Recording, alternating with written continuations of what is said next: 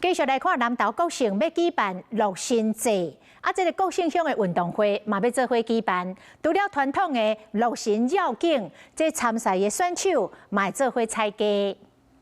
南投县国姓乡，当年3月开始就是乐农的产期。国姓乡的年度盛会乐新节嘛，伫咧3月29正式举办。今年结合全乡的运动会，在这里面也会有一些就是闯关活动、DIY 活动，然后还有我们的农夫市集。南投县是全台上大嘛是上重要的水陆养殖区。